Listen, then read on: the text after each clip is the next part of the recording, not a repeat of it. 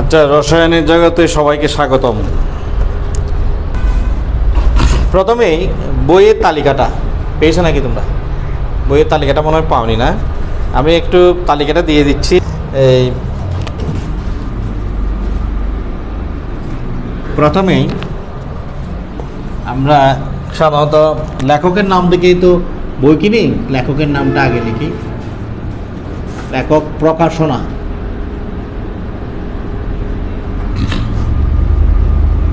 তুমি যে কোনো একটা কিনতে পারো। আমি এখানে যে 1 নম্বরে দিলে 1 নম্বর হবে সেটা না, তোমার যেটা ভালো লাগে কিনতে পারবে। মাহবুব হাসান লিঙ্কন অক্ষরপত্র, সঞ্জিত কুমার গুহ,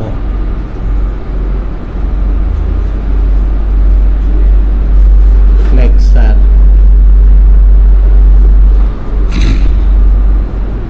হাজারিও নাগ,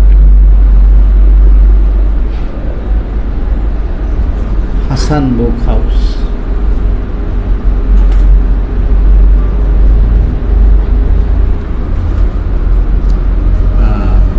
ডক্টর গাজী আহসানুল কবির,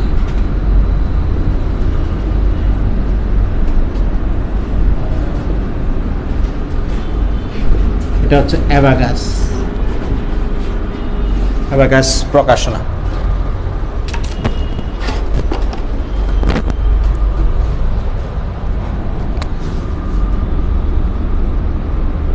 জয়নাল আবেদিন,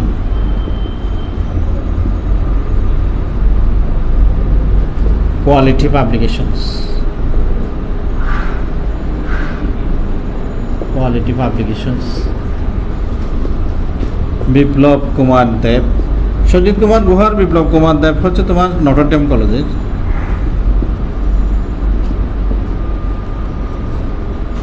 ওনারটা হচ্ছে প্রবাহ প্রকাশনী।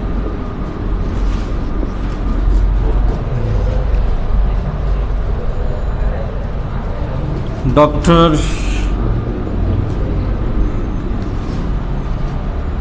মোহাম্মদ মহসিন হোসেন, মহসিন, কাজল ব্রাদার্স।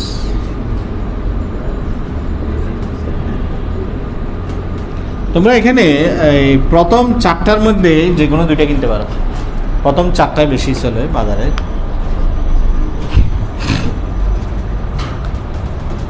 এছাড়া আরো অনেক বই আছে।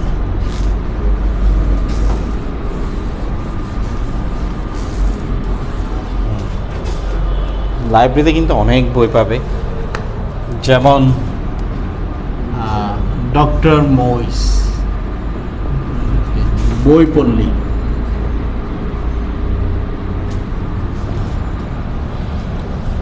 সুভাষচন্দ্র পাল, শামস রসায়ন,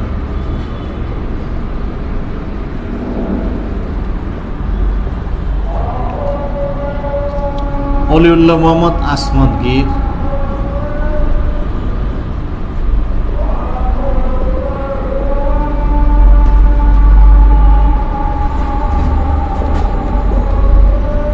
ওনারটা হচ্ছে আইডিয়াল প্রকাশনী।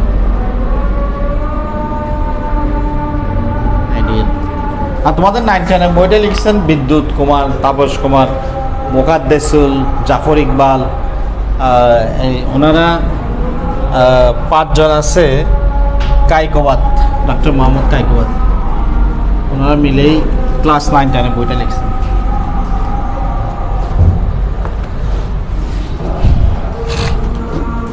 বিদ্যুৎ কুমার আর তাপস কুমারের এখানেও ইন্টারমিডিয়েটও বই একটা ছিল, ওনারা এখন আর এটা প্রকাশ করে না। প্রথম দিকে সৃজনশীলের প্রথম দিকে এটা প্রকাশ করছিলেন। Professor Mohiruddin,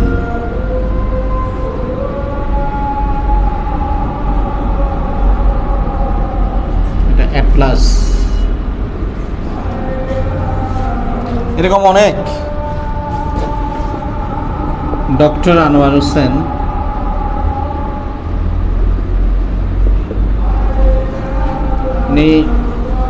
metro publications, metro publications.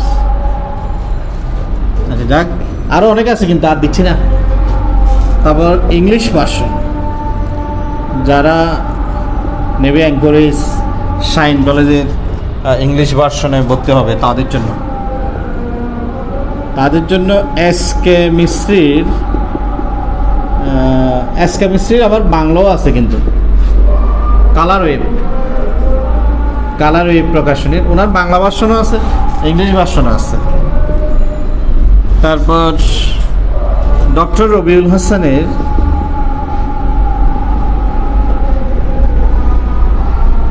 Abacus,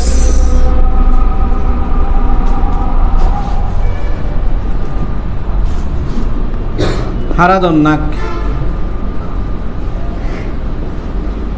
ওনার ওই যে হাসান বুকআপস হাজারিয়ার নাগের ওইটা আর কি, হাজারি নাগের ওইটা ইংলিশ ভাষা। এগুলোই মোটামুটি সারা বাংলাদেশে এগুলোই চলে। তাই তোমরা যে কোনো 2টা বই কিনতে হবে, কারণ বই পড়ার অভ্যাসটা কিন্তু খুবই ভালো অভ্যাস। তা নতুন বই পেলেই শুরু থেকে শেষ একবার পড়ে ফেলবে, বুঝো আর না বুঝো, পরে দেখবে যে আমি পড়ানোর সময় বিষয়গুলো ক্লিয়ার হবে। এটা শুধু কেমিস্ট্রির জন্য না, সবার জন্য সত্য।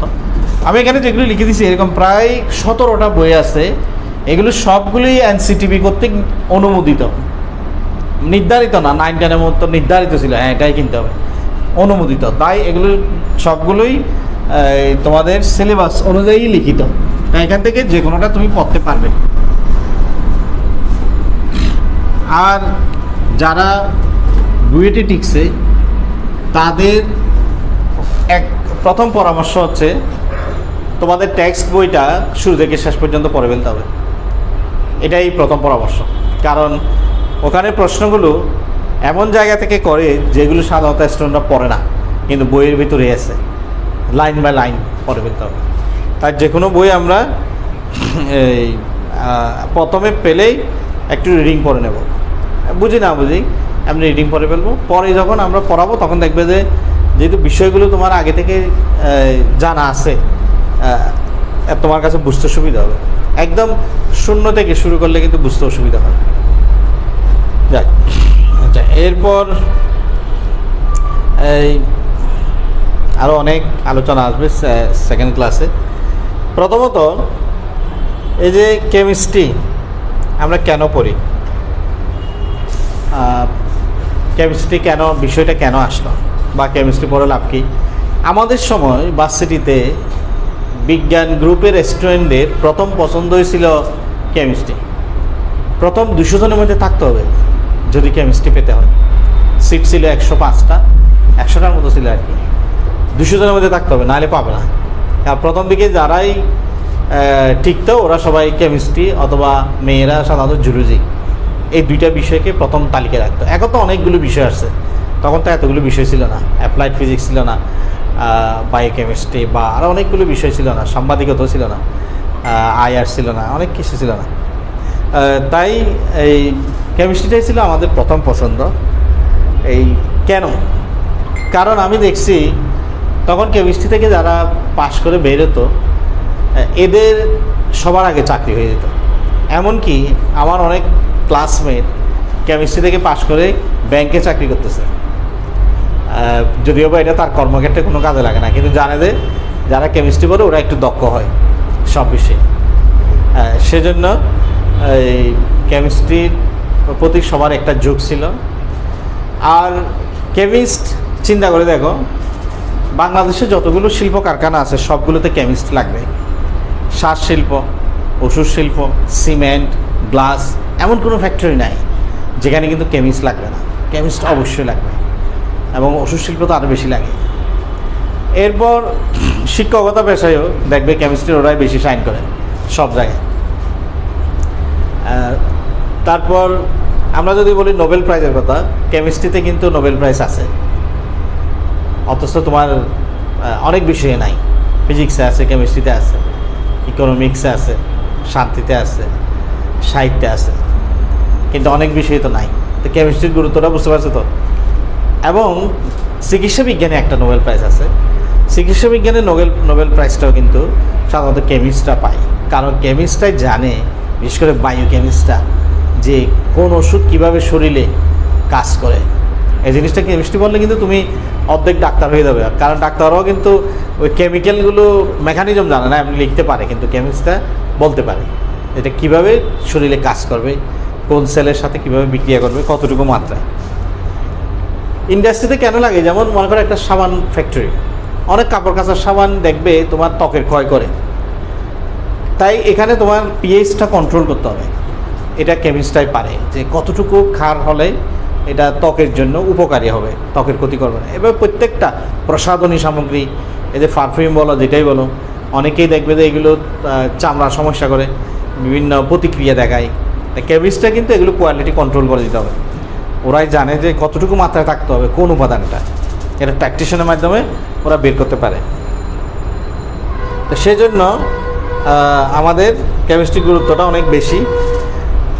এরপরে চিন্তা করো, এই আমরা যা কিছু খাই, এই যে বাতের সংকেত জানো তো, বাত হচ্ছে একটা কি কার্বোহাইড্রেট, শর্করা, কার্বন, হাইড্রোজেন, অক্সিজেন দিয়ে গঠিত।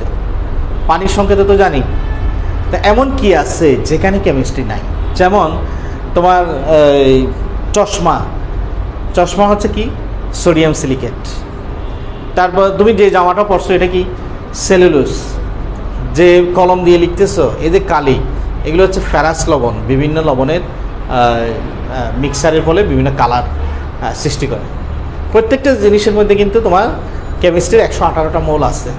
তুমি এমন একটা বিষয় দেখাতে পারবে না যেখানে 118টা মৌলের মধ্যে কোনো মৌল নেই, দেখাতে পারবে না কি সেরকম একটা বিষয়, যে কোন বিষয়টাতে কেমিস্ট্রির 118টা মৌল নাই? আছে। যেমন লাইট, এই যে আলোকের মধ্যে কি আছে, শব্দের মধ্যে কি আছে, চুম্বকের মধ্যে কি আছে, আর এগুলো হচ্ছে কি শক্তি। কিন্তু এগুলো নিয়েও আলোচনা আছে কেমিস্ট্রিতে সেকেন্ড চ্যাপ্টারে।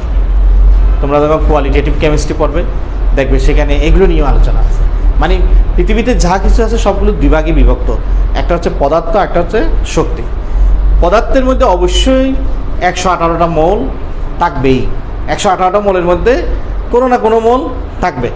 আর যাদের মধ্যে কোনো মৌল থাকে না ওরা হচ্ছে কি শক্তি। শব্দ এক প্রকার শক্তি, চুম্বক এক প্রকার শক্তি, বিদ্যুৎ এক প্রকার শক্তি। এগুলো কীভাবে উৎপন্ন হয় সেগুলো নিয়ে কিন্তু কেমিস্ট্রিতে আলোচনা আছে। দেখবে এই যে বিভিন্ন কালার আমরা কেন দেখতে পাই, কোনটা কোন কালার দেখাবে, এটা তরঙ্গদৈর্ঘ্য দিয়ে আমরা বলে দিতে পারবো। আচ্ছা, তাহলে কেমিস্ট্রিতে শুরুতে আমাদের যেটা জানতে হবে সেটা হচ্ছে এই 118টা মৌল সম্পর্কে আমাদের জানতে হবে। আমাদের এই অধ্যায়ে আমাদের কেমিস্ট্রি ফার্স্ট বারে সাধারণত 5টা অধ্যায় আছে। তার মধ্যে প্রথম অধ্যায়ের নামটা বেশি জরুরি, প্র্যাকটিক্যালি এটা জিজ্ঞেস করে যে প্রথম অধ্যায়ের নামটা কি। প্রথম অধ্যায়ের নাম হচ্ছে ল্যাবরেটরি নিরাপদ ব্যবহার। কেন কই অন্য কোনো সাবজেক্টে তো এই ধরনের অধ্যায় নাই, শুধু কেমিস্ট্রিতে কেন ল্যাবরেটরি নিয়ে আলোচনা হচ্ছে? যে ল্যাবরেটরি, ফিজিক্সে তো ল্যাবরেটরি নিরাপদ ব্যবহার বলে কোনো অধ্যায় নাই, তো কেমিস্ট্রিতে কেন এটা দরকার হচ্ছে? কারণ আমরা জানি কেমিস্ট্রিতে ল্যাবের মধ্যে বিভিন্ন অ্যাসিড থাকে, কাপ থাকে, লবণ থাকে, বিষাক্ত লবণও আছে, অনেক গ্যাস উৎপন্ন হয় বিষাক্ত। তা আমাদের আগে সেভ করতে হবে নিজেদের, সেই জন্য আমাদের এই অধ্যায়টা দরকার। আমাদের 2023 সাল পর্যন্ত কিন্তু শর্ট সিলেবাস চলতেছে। তো শর্ট সিলেবাসে কী আছে নাই সেটা আমরা পরীক্ষার আগ মুহূর্তেই সাধারণত দেখি। তার আগে কিন্তু আমি কাউকে আসলে শর্ট সিলেবাস পড়াইনি, সবসময় ফুল সিলেবাস। আমি পুরো কেমিস্ট্রি বইটা পড়াবো, কারণ তোমরা যেহেতু প্রথম থেকে আসছো তোমাদের সমস্যা হবে না। যারা হয়তো পরে আসবে ওদেরকে শর্ট সিলেবাসই পড়াতে হবে, ওদের ফুল সিলেবাস পড়ানোর সময় থাকবে না। কারণ তোমার অ্যাডমিশন টেস্টে সহ বিভিন্ন জায়গায় তোমার কিন্তু ফুল সিলেবাস থাকবে। এই যে তোমরা 9-10-এ শর্ট সিলেবাস পড়ার কারণে পিএইচ কি বলতে পারতেছো না, পিএইচ নাকি একটা অধ্যায় ছিল কিন্তু ওই অধ্যায়টা শর্ট সিলেবাসের কারণে বাদ গেছে। এরকম অনেক কিছু কিন্তু অধ্যায় বাদ গেছে। তো এর ফলে কিন্তু আমাদের একটা ঘাটতি সৃষ্টি হয়ে যায়, শিকন ঘাটতি, যেটা পরবর্তীতে তোমার ভর্তি পরীক্ষা ইফেক্ট করবে। সেজন্য আমি কখনো শর্ট সিলেবাস পড়াই না, কিন্তু বলে দিই যে শর্ট সিলেবাসে কোনটা আছে কোনটা নাই, এটা বলে দেবো যাতে করে তোমাদের আলাদা করতে সমস্যা না হয়। কিন্তু পড়ানোর সময় অবশ্যই ফুল সিলেবাসই পড়াবো এমন। তা আমাদের প্রথম অধ্যায়ের নামটা কিন্তু বাইবাতে জিজ্ঞেস করে যে প্রথম অধ্যায়ের নামটা কি? ল্যাবরেটরি নিরাপত্তা। অনেকে দেখবে যে এটা বলতে পারতেছে না, এটা বলতে না পারলে তো প্র্যাকটিক্যালে 25 পাবো না, কারণ এটা প্র্যাকটিক্যাল রিলেটেড, ল্যাবরেটরি নিরাপত্তা। তো এখান থেকেও কিন্তু একটা উদ্দীপক হবে, এখান থেকে 3টা অবজেক্টিভ হবে, কমপক্ষে 3টা অবজেক্টিভ হবে, একটা উদ্দীপক হবে, অর্থাৎ সব মিলিয়ে প্রায় 10 নম্বরের প্রশ্ন হতে পারে এখান থেকে।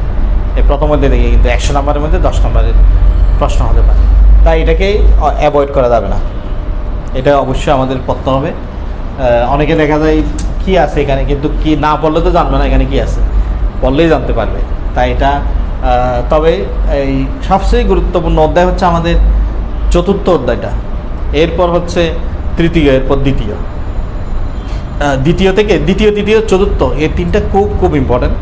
প্রথম আর পঞ্চম অধ্যায়ের গুরুত্বটা একটু কম, কারণ এগুলো থেকে সর্বোচ্চ একটা করে উদ্দীপক আসে, আর বাকিগুলো থেকে 2টা করে উদ্দীপক আসবে, 3 গুণ 6টা, আর প্রথম অধ্যায় থেকে একটা, পঞ্চম অধ্যায় থেকে একটা, 8টা উদ্দীপক আসবে তোমাদের। দেখি প্রথম অধ্যায় শুধু প্রথম অধ্যায়ের মধ্যে সীমাবদ্ধ থাকবো না, আমরা এখানে কেমিস্ট্রির অনেক বেসিক বিষয় নিয়ে আলোচনা করব, যেটা আমার আজীবন লাগবে। যেমন প্রথমেই বিভিন্ন মৌলের পারমাণবিক বল নিয়ে আলোচনা করব। মৌল, পারমাণবিক বল,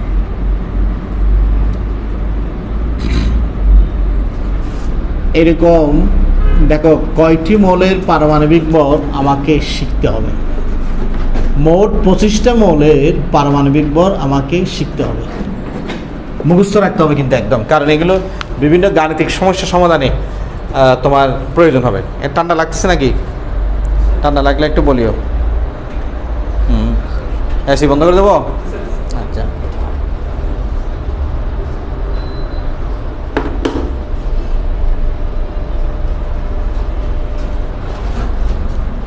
মাঝে মাঝে ওয়াইফাই একটু ডাউন হয়ে যায়, তখন ভিডিও কোয়ালিটি কমে যায়।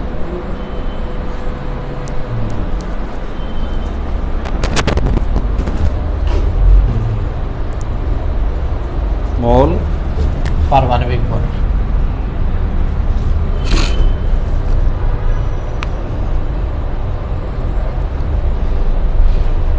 দেখি মোট 25টা মৌলের পারমাণবিক বল, যেন আজকের পর থেকে আর আমাদের মুখস্থ করতে না হয়, আজকে শিখে ফেলবো, কারণ এগুলো আগামী 2 বছর লাগবে।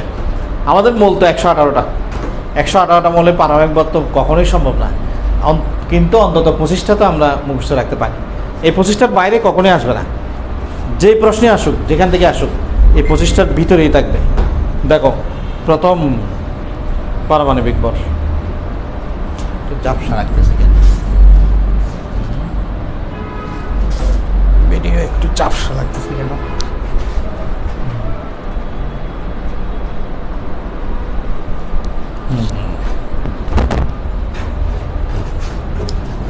প্রথম মৌল hydrogen 1।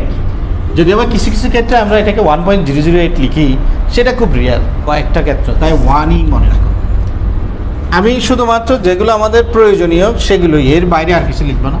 Boron 10.8, carbon 12, nitrogen 14, oxygen 16। পারমাণবিক বল মুখস্থ করবে, আণবিক বল না, মনে রাখবে সবসময় পারমাণবিক বল।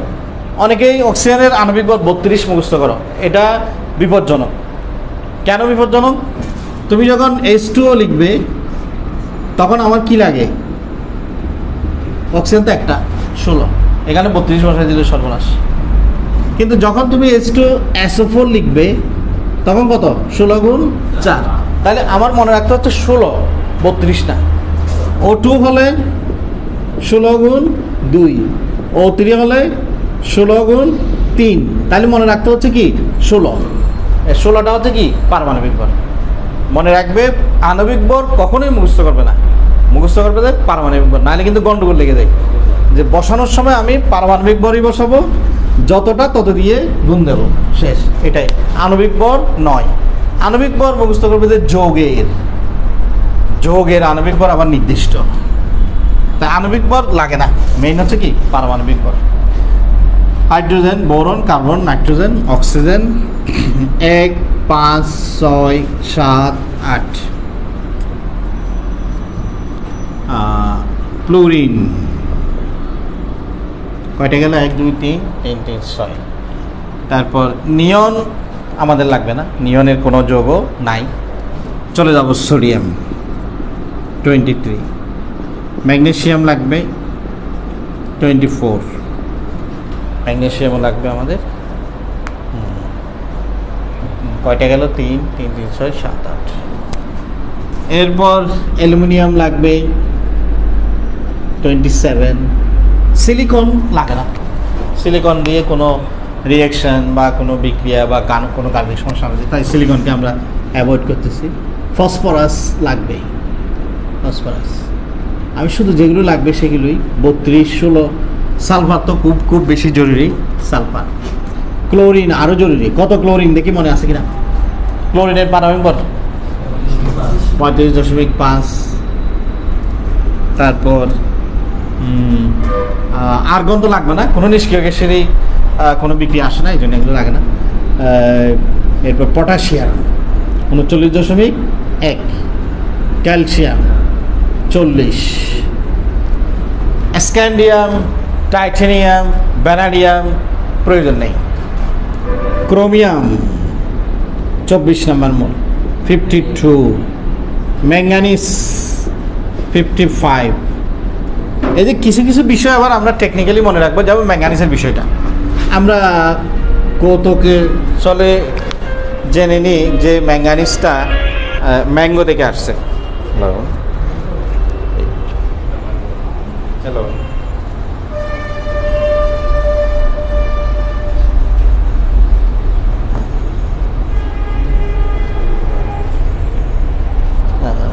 ম্যাঙ্গানিজটা দেখো আমরা কীভাবে মনে রাখবো, কারণ ম্যাঙ্গানিজটা আমাদের বিভিন্ন কাজে লাগবে। এই ম্যাঙ্গানিজ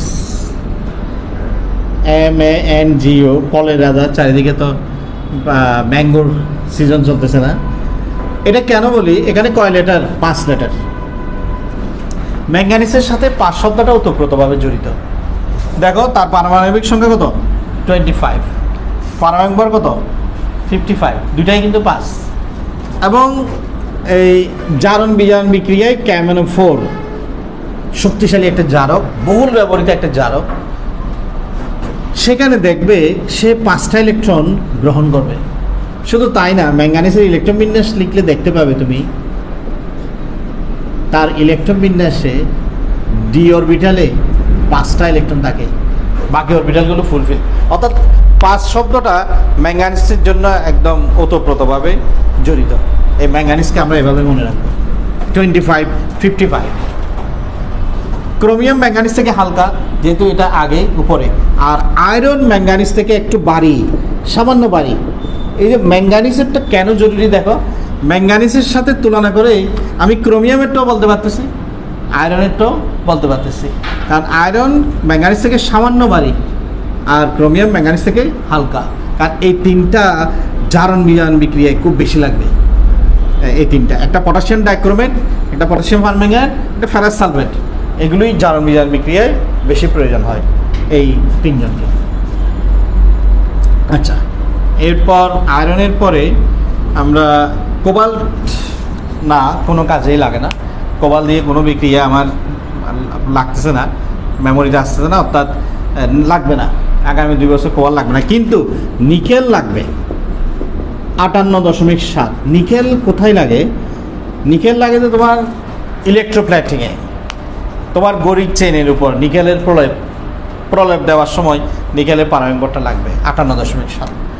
তারপর লাগবে নিকেলের পর কপার, খুবই গুরুত্বপূর্ণ কপার 63.5, জিঙ্ক 65.4। এরপর আমরা একটু ভারী মৌলের দিকে যাব। জিঙ্কের পর ব্রোমিন খুব কম, এগুলো অবশ্য ব্যবহার কম। তোমরা হয়তো ভাবতেছো যে স্যার এত বাড়ি বাড়ি মৌল কিভাবে মনে রাখবো। সাধারণত 30 পর্যন্ত তোমাদের মুখস্থ রাখতে হবে। 30-এর উপরে যদি আসে তখন কিন্তু এগুলো দিয়ে দেয়, পাশে সাইড নোট দিয়ে লিখে দেয় যে এটা পারমাণবিক ভর এত। তাই এটার জন্য তোমাদের টেনশন করতে হবে। এটা আমাদের হিসাবে সুবিধার্থে 108 লিখি, এমনি 107.9।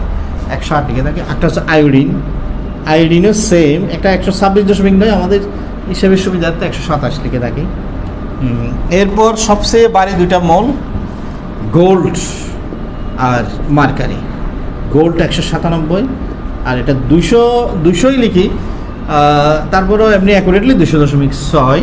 তবে তোমরা খেয়াল করবে আমি এখানে যতই লিখি না কেন, প্রশ্নে ইনস্ট্রাকশনে যদি মার্কারি 100 দেয় 100ই লিখতে হবে, তোমাকে 100 ধরে করতে হবে। মনে করো ভুলে 100 দিয়ে দিচ্ছে, তোমাকে 100 ধরে করতে হবে কিন্তু। তাই এখানে আমি যতই লিখি না কেন, ওদের ইনস্ট্রাকশনটা প্রধান। যদি কোনো ইনস্ট্রাকশন না থাকে তখন তুমি এগুলো ব্যবহার করবে। এখানের মধ্যে গোল্ড 79 আর মার্কারি হচ্ছে 80। ব্যাস, এর থেকে আর বাড়িমল আমাদের প্রয়োজন নেই। মুখস্থ হয়ে গেছে এই 25টা। আগামী ক্লাসে কিন্তু জিজ্ঞেস করবো, যাকে যেটা জিজ্ঞেস করি বলে দেবে চটপট। এগুলো কিন্তু আমাদের অঙ্কে লাগবে, ঠিক আছে? এই 25টা পারেন। হ্যাঁ, এরপর দ্বিতীয় গুরুত্বপূর্ণ বিষয়,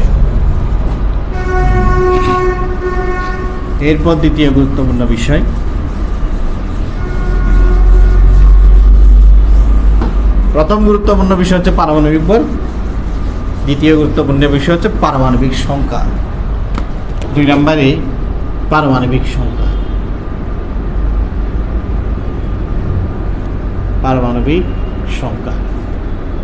জেড দিয়ে প্রকাশ করে, সবাই তো জানো জেড পারমাণবিক সংখ্যা।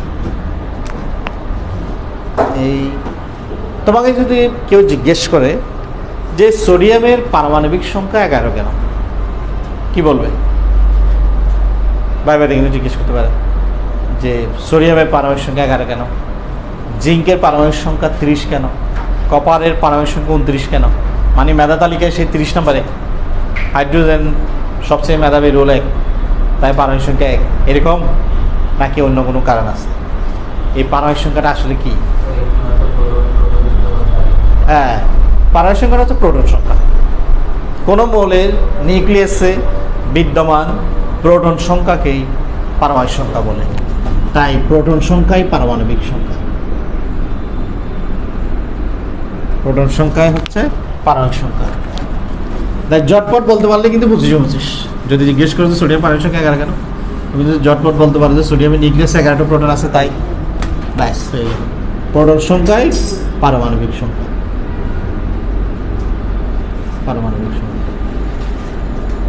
কত পর্যন্ত বুঝতে আছে পারমাণবিক সংখ্যা? 1 থেকে 118 পর্যন্ত, 1 থেকে 30 পর্যন্ত, 52 পর্যন্ত। ফাইন, অনেকে তো 33, 40, 50 পারে গেছে। কিন্তু আমরা আমাদের 1 থেকে 30 পর্যন্ত কিন্তু মুখস্থ লাগবে। কারণ 1 থেকে 30-এর মধ্যে কোনো না কোনো মৌল তোমার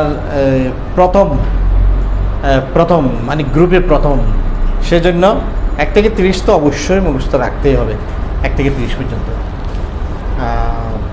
দেখো, আচ্ছা তোমাদেরকে মনে হয় আমি টাইমগুলো বলি নাই। আমার টাইমগুলো হচ্ছে শনি, সোম, বুধ 4টা থেকে 5টা। অবশ্যই এই বেসটাতে একটু স্টুডেন্ট বেশি হয়ে গেছে। 5টা থেকে 6টা, তারপর রবি, মঙ্গল, বৃহস্পতি। 3টা থেকে 4টা, 6টা থেকে 7টা। আপাতত এই বেসগুলো চালু আছে, 4টা বেস চালু আছে, ঠিক আছে? পরবর্তীতে বাড়াবো আর কি প্রয়োজন হলে। আমার যেহেতু অনলাইন বেস আছে, আসলে বাড়াতে হয় না। কারো টাইম না মিললে সে অনলাইনে দেখবে আর কি, ক্লাস করে, কোনো সমস্যা হয় না। অনলাইনে যুক্ত হওয়ার জন্য তো বলছি, আমাকে একটা মেসেজ দেবে। দেখি পারমাণবিক সংখ্যা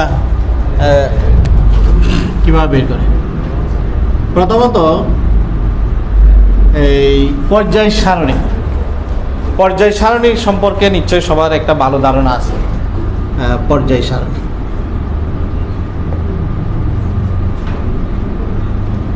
ছিল তো মনে হয় তোমাদের।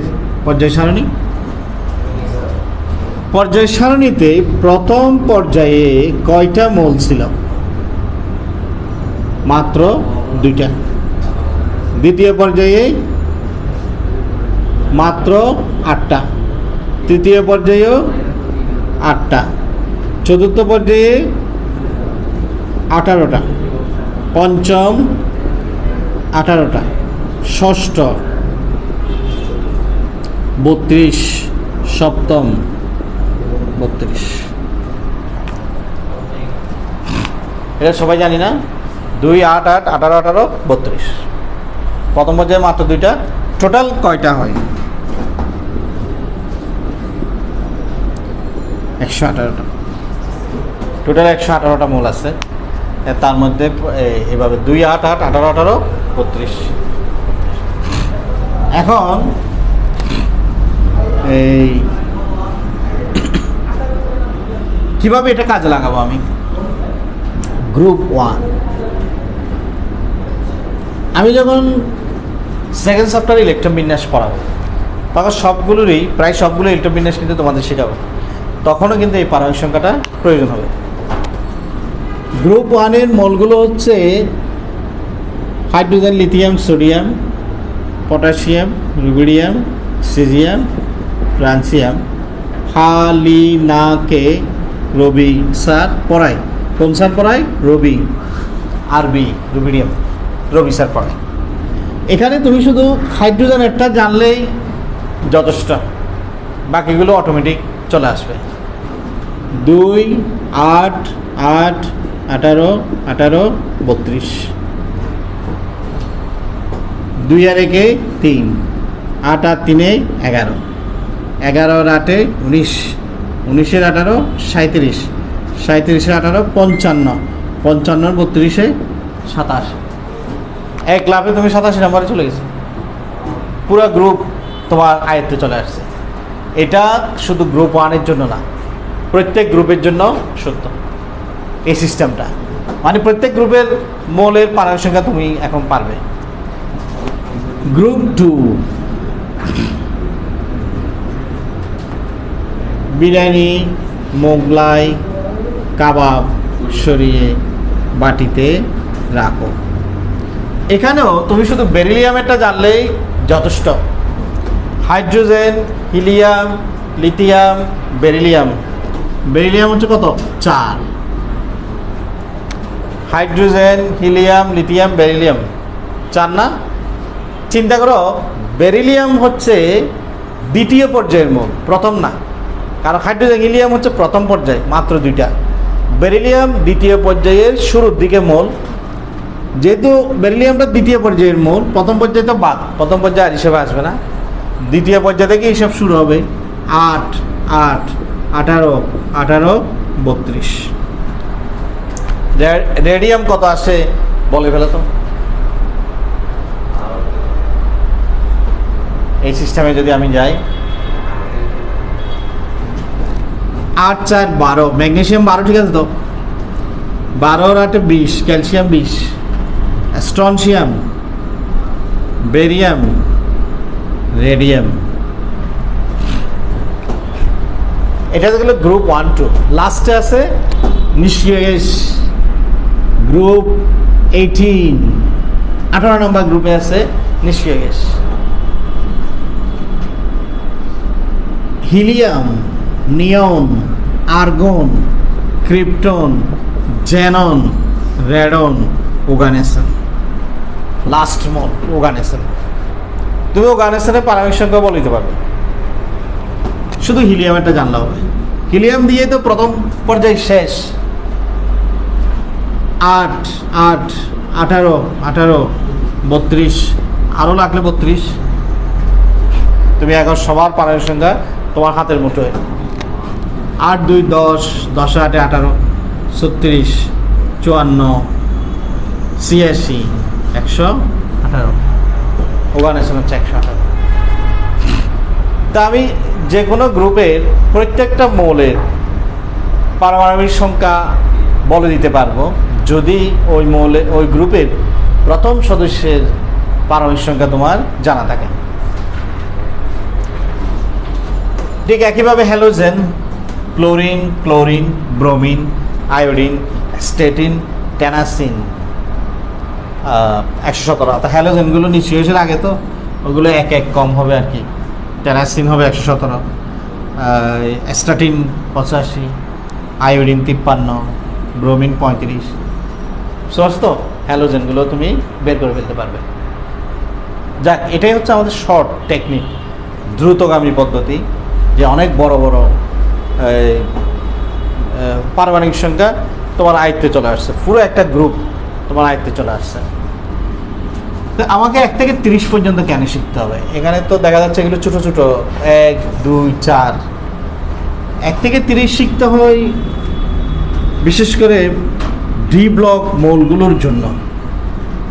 কারণ ডি ব্লকের যে মৌলগুলো আছে তোমার এই scandium, titanium, vanadium, chromium, manganese, iron, cobalt, nickel, copper, zinc, এই যে 21 থেকে তোমার 30 পর্যন্ত, এই যে এইগুলো হচ্ছে তোমার ডি ব্লক মৌল। ডি ব্লক, এরা ডি ব্লক, এদের উপরে আর কোনো মৌল নেই। এরাই প্রথম সদস্য প্রত্যেকটা গ্রুপের, কিন্তু এরা প্রথম সদস্য। এবং এটা 3 দিয়ে শুরু হয়, 3, 4, 5, 6, 7, 8, 9, 10, 11, 12। তোমাদের এই গ্রুপগুলো নিয়ে আবার চিন্তা করতে হবে না, সেগুলো আমরা পর্যায় সারণী পড়ানোর সময় আসবে, কিভাবে কার গ্রুপ কত হবে। এখানের মধ্যে 2টা গ্রুপ খুব গুরুত্বপূর্ণ, 11 আর 12।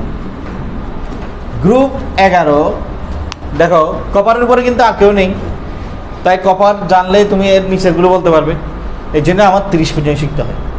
মানে 1 থেকে 30-এর মধ্যে কেউ না কেউ প্রত্যেকটা গ্রুপের প্রথম সদস্য, কিন্তু 31 প্রথম সদস্য না। যেমন 31 হচ্ছে গ্যালিয়াম, কিন্তু এর উপরে অ্যালুমিনিয়াম আছে, বোরন আছে, কিন্তু 30 পর্যন্ত হচ্ছে প্রথম সদস্য। এই জন্য 30 পর্যন্ত শিখলেই এনাম। এবার দেখো 11তে আছে কারা, copper, silver, gold. Copper, silver, gold চিনতে পারছো তো? এদেরকে কি বলে? মুদ্রা ধাতু। এগুলো হচ্ছে মুদ্রা ধাতু। এদের দিয়ে এক সময় মুদ্রা তৈরি করা হতো, স্বর্ণ মুদ্রা, রৌপ্য মুদ্রা। এবং এক সময় তো মুদ্রার প্রচলন ছিল ধাতব মুদ্রা, টাকার না, এখন টাকার মুদ্রা। এক সময় কিন্তু এই স্বর্ণ মুদ্রা, রৌপ্য মুদ্রা এগুলোর প্রচলন ছিল। এখন তো টাকা হয়ে গেছে। এখন কিন্তু এগুলো একদম যে প্রচলন নেই তাই না, এখন ওরা medal, gold medal, bronze medal, silver medal, মেডেলের ভূমিকা পালন করতেছে। আগে ছিল টাকা মুদ্রা, এখন মেডেল হয়ে গেছে। তো এখন সিলভার আর গোল্ডের পারমাণবিক সংখ্যা তুমি জানো না, কিন্তু বের করতে পারবে। এরা হচ্ছে 4র্থ পর্যায়ের মৌল। এগুলো সবগুলো হচ্ছে তোমার 4র্থ পর্যায়ের মৌল, কারণ এরা ডি ব্লক মৌল। 1D9, 2D9, 3Dও নাই, 4D আছে। মানে 4র্থ পর্যায় থেকে ডি ব্লক শুরু। তাই প্রথম, দ্বিতীয়, তৃতীয়, 4র্থ, এদের কিন্তু 4র্থ পর্যায় শেষ। এখান থেকে হিসাব হবে 18, 32, 32। এই যে এখানে হবে 18, 32, 32। 29 আর 18 যোগ করলে কত? 47 নম্বর মৌল। সিলভার হচ্ছে 47 নম্বর। 47-এর সাথে 32 যোগ করলে কত? 79। গোল্ড হচ্ছে 79 নম্বর মৌল। আর গোল্ডের নিচে আছে তোমার রঞ্জেনিয়াম। রঞ্জেনিয়াম, এগুলো রঞ্জেনকে তো চিনো, রঞ্জন রশ্মি, রঞ্জেন, এরকম অনেকগুলো বিজ্ঞানী আছে। 111, 111, 111 রঞ্জেনিয়াম। এই যে বের করে ফেলতে পারতেছি আমরা। তবে একইভাবে ক্যাডমিয়াম, মার্কারি, কোপারনেশিয়াম, এদের পারমাণবিক সংখ্যা তুমি বলে দিতে পারবে। এই যে ডাক্তারি থার্মোমিটারে যে মার্কারি পারদ ইউজ করি, এই পারদের পারমাণবিক সংখ্যা তুমি বলে দিতে পারবে। 30 আর 18, 48। 48-এর 32-এ কত? 80। 80 আর 32-এ কত? 112। এই মার্কারির পারমাণবিক সংখ্যা কত? 80। পারদ কিন্তু খুব ব্যতিক্রমী একটা তরল পদার্থ। এটা দৌড়াদৌড়ি করে, ছুটাছুটি করে, কিন্তু কাউকে ভিজিয়ে দিতে পারে না। পানি পড়লে তো ভিজে যায়, পারদ তো তরল পদার্থ, কিন্তু পারদ পড়লে ভিজে না। কারণটা কি? এগুলো অবশ্যই ফিজিক্সে জানতে পারবে। Surface tension. পানি তাকে দেয় এইভাবে, আর পারদ তাকে দেয় এইভাবে। পারদ সবসময় গোল হয়ে থাকতে চায়, আর পানি পড়লে তো এটা সরিয়ে যেতে চায়, পারদ কিন্তু সরিয়ে যেতে চায় না একসাথে। এই যে দুইটা পারদ একসাথে করলে বড় টুকরা হবে। তোমরা বিভিন্ন মুভিতে যেমন টার্মিনেটর এরিয়াতে দেখবে পারদগুলো জমে আবার এক হয়ে যাচ্ছে, পারদ সেরকম। পানি তো জমে এক হয় না, পানি দূরে দূরে চলে যায়, তার সারফেস টেনশন উল্টো। আচ্ছা, এখন এখানের মধ্যে আমি এতক্ষণ যে মলগুলো লিখছি, এখানের মধ্যে কিছু মলের নাম আছে যেগুলো তোমার ল্যাটিন নাম থেকে আসছে। দেখি কোনটা কোনটা বলো তো। এখানের মধ্যে যেগুলো আছে, যেমন কপার, কাপরাম। কপার তো সিও সিও দিয়ে হওয়ার কথা, কাপরাম। আর্জেন্টেনাম, সিলভার। কোথায় সিলভার? সিলভার তো এসআই হওয়ার কথা সিলভার, কিন্তু এটা আর্জেন্টেনাম। মার্কারি, মার্কারিতে এমি হওয়ার কথা, কিন্তু হচ্ছে কি এই জি, হাইড্রাজিরাম। আর এটা কি গোল্ড? এয়ু কেন? গোল্ডটা এয়ু কেন? গোল্ড তো জি হবে, এয়ু কেন? গোল্ডের ল্যাটিন নাম কি? অরাম। গোল্ড হচ্ছে অরাম। এরকম তোমাদের 9-10 বইতে আছে 11টা মৌল ল্যাটিন শব্দ থেকে আসছে। ওরা কারা? এখানে তো মাত্র আমি 4টা লিখছি, আরও 7টা আছে। দেখি বলো তো, একটা একটা বের হোক তোমাদের থেকে, বলো একটা একটা। Sodium, yes. নেট্রিয়াম, সোডিয়াম তো এসও হওয়ার কথা, কিন্তু এনে কেন? তারপর চিন্তা করো, সোডিয়ামের পরই তো আছে কি পটাশিয়াম। পটাশিয়াম তো ফি হওয়ার কথা, ফিটি বা অন্য কিছু, কিন্তু পটাশিয়াম এটা ক্যালিয়াম। তারপর আমি সবচেয়ে কঠিনটা বলে দিচ্ছি, টাংস্টন। এই যে বাল্বের ভিতর যে তারটা থাকে, টাংস্টন। ওয়ালফ্রাম, ওয়ালফ্রাম এটার ল্যাটিন নাম। তারপর আয়রন, আয়রন তো ফেরাম, এফি। আয়রন হচ্ছে ফেরাম। এরপর প্লাম্বাম, সীসা। লেট, লেট তো এলইডি, কিন্তু এখানে ফিবি কেন? প্লাম্বাম। তারপর স্টেনাম, টিন, স্টেনাম। আর কি আছে? 4, 5, 6, 7, 8, 9, 10, একটা আছে দেখি, সেটা তোমরা বলো। আরেকটা কি বের করো?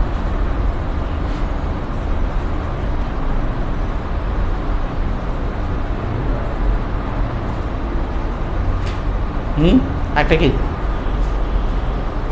আমি তো 10টা বলে দিলাম, একটা বলো।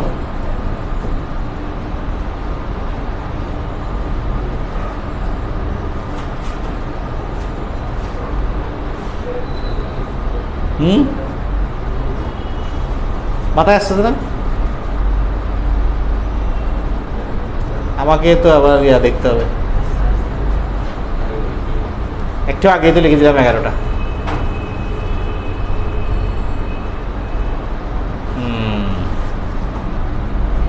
একটা কি হবে? Antimony, stibium, SP, antimony. ঠিক আছে, অ্যান্টিমনি, স্টাবিয়াম, এই 11টা মৌলের নাম। তাদের ইংরেজি নামের প্রথম অক্ষর থেকে আসে নাই, এগুলো আসছে তোমার ল্যাটিন নাম থেকে। যাক, এ হচ্ছে মোটামুটি পারমাণবিক সংখ্যা এবং কিছু বিশেষ মৌল। এই প্রথমতেই কিন্তু অনেক বেসিক জিনিস আমরা শিখব, যেগুলো কিন্তু তোমার আজীবন কাজে লাগবে। শুধু প্রথম অধ্যায়ের মধ্যে সীমাবদ্ধ থাকবে না। এরপর এই যে পারমাণবিক সংখ্যাটা আমি লিখলাম, এই পারমাণবিক সংখ্যাটা আমার কেন লাগে, কি কাজে লাগে? যেমন সোডিয়াম 11, সোডিয়ামের ইলেকট্রন বিন্যাস তো এভাবে লিখো না, কিন্তু ইলেকট্রন বিন্যাস যে এভাবে লিখি আমরা 9-10 কি এভাবে শিখছি? 9-10 শিখা উচিত এরকম। তোমরা যে এভাবে শিখছো, ইলেকট্রন বিন্যাস কে আবিষ্কার করছে? কে বলছে এভাবে লিখতে? বা এস এর 2টা কেন, ফিতে 6টা কেন, আবার এখানে 1 ফিট নাই কেন? কেমন জানি হিজিবিজি। আবার এগুলো এবিসিডি দিয়ে লিখতে পারতাম, এসপি দিয়ে কেন? হাজারো প্রশ্ন, কোনো প্রশ্ন উত্তর আমাদের কাছে নাই, কিন্তু আমরা এটা শিখছি এভাবে। সব প্রশ্ন উত্তর পাবে কিন্তু সেকেন্ড চ্যাপ্টার পড়ানোর সময়। তবে এটা সোর্সটা একটু জেনে আসবে, এটা কে আবিষ্কার করছে। আচ্ছা, এখন এই ইলেকট্রন বিন্যাস থেকে লেখার জন্য কিন্তু আমাদের দরকার কি? পারমাণবিক সংখ্যা। এই ইলেকট্রন বিন্যাস থেকে তুমি পারমাণবিক সংখ্যা থেকে কিন্তু তেমন কিছুই জানতে পারবে না, কিন্তু ইলেকট্রন বিন্যাস থেকে সব কিছুই জেনে যাবে। এই যেমন প্রান্সিয়াম, অনেক বড় একটা ইলেকট্রন বিন্যাস, 1 সেকেন্ডেই শেষ। 7s1 লিখছে, ইলেকট্রন বিন্যাস শেষ। কিন্তু ফুল ইলেকট্রন বিন্যাস আমরা শিখাবো 30 সেকেন্ডে লিখতে পারবে কিভাবে লিখতে হয়। তবে এটা থেকেই তুমি প্রান্সিয়াম সম্পর্কে সব কিছুই বলে দিতে পারবে। কি কি? প্রান্সিয়াম গ্রুপ 1, প্রান্সিয়াম সপ্তম পর্যায়ের মৌল, প্রান্সিয়াম এস ব্লক মৌল, প্রান্সিয়ামের যোজনী 1, প্রান্সিয়াম একটা ইলেকট্রন দান করে। তো প্রান্সিয়াম একটা বিজারক এবং প্রান্সিয়াম একটা ধাতু। প্রান্সিয়াম আয়নিক যৌগ গঠন করবে এবং এটা খুবই সক্রিয় একটা ধাতু, এটা পানির সাথে আগুন ধরে যাবে। এগুলি কিন্তু তীব্র। তোমরা কি দেখেছো সোডিয়াম? সোডিয়াম দেখছো নাকি? কোথাও দেখছো সোডিয়াম? সোডিয়াম ক্লোরাইড দেখছি প্রতিদিন খাবার লবণে আমরা খাচ্ছি প্যাকেটে সোডিয়াম ক্লোরাইড, কিন্তু সোডিয়াম কোনোদিন দেখি নাই। কারণ দেখবে কি করে? এটা তো মুক্ত অবস্থায় পাওয়া যায় না, অনেক দাম। সোডিয়াম ক্লোরাইড তোমার 1 কেজি 40 টাকা খাবার লবণ, আর এটা তো 1 কেজি কিনতেও পাবে না। তুমি এমনি তার সাইন্টিফিক স্টোরে 1 টুকরা দিবে যে 10,000 টাকা নিয়ে ফেলবে। কারণ এটা তড়িৎ বিশ্লেষণ প্রক্রিয়ায় নিষ্কাশন করতে হয়, এটার খরচ বেশি পড়ে। এটা সোডিয়ামকে মুক্ত অবস্থায় দেখবে না। তবে মজার বিষয় হচ্ছে এটাকে কেরোসিনের নিচে সংরক্ষণ করতে হয়, নাহলে এটা বাতাসের অক্সিজেনের সাথে বিক্রিয়া শুরু করে দেয়। এক মজার ঘটনা, ও কেরোসিনের মধ্যে চুপচাপ বসে থাকে, পানিতে দিলে আগুন ধরে দেয়। এটা একটা অলৌকিক ঘটনার মতো না? পানি সবার আগুন নিভাই, আর সোডিয়ামকে পানিতে দিলে আগুন ধরে দেয়। তাহলে কেন ধরে দেয় এটা কিন্তু তুমি কেমিস্ট হলেই বলতে পারবে, অন্যরা তো বলতে পারবে না। আর সবাই বলে কী রে আগুন, পানি কীভাবে আগুন ধরে? হ্যাঁ, তুমি গ্রামের বাড়িতে বেড়াতে গেলে সোডিয়াম দিয়ে সবাইকে ভূতের ভয় দেখাতে পারবে। রাত্রের বেলায় পুকুর পাড়ে বসে থাকবে, কিছু সোডিয়ামের টুকরা নিয়ে, কেউ পুকুর ঘাটে আসলেই 1 টুকরা সোডিয়াম পুকুরে ফেলবে, টপ করে আগুন জ্বলে উঠবে, চারিদিকে খবর হয়ে যাবে ওদের পুকুরে ভূত আছে, এটা ভূতের আগুন। কিন্তু ভূতটা দেখে মিষ্টি, এটা তোমরাই জানবে শুধু, ঠিক আছে? দেখ, এই আগুন পানি দিয়েও নিভাতে পারবে না। এরকম অনেক মজার ঘটনা আমরা জানতে পারবো। আজকে আমরা এখানে শেষ করি, পারমাণবিক সংখ্যা পর্যন্ত, ঠিক আছে? আগামী ক্লাসে পারমাণবিক বর্গগুলি শুধু মুখস্থ করে আসো, বাকিগুলো আগামী ক্লাসে পড়াবো। দেখ, আজকে প্রথম দিন একটু বেশি পড়াই ফেলছি মনে হয়, আগামী ক্লাসে একটু কম কম পড়াবো।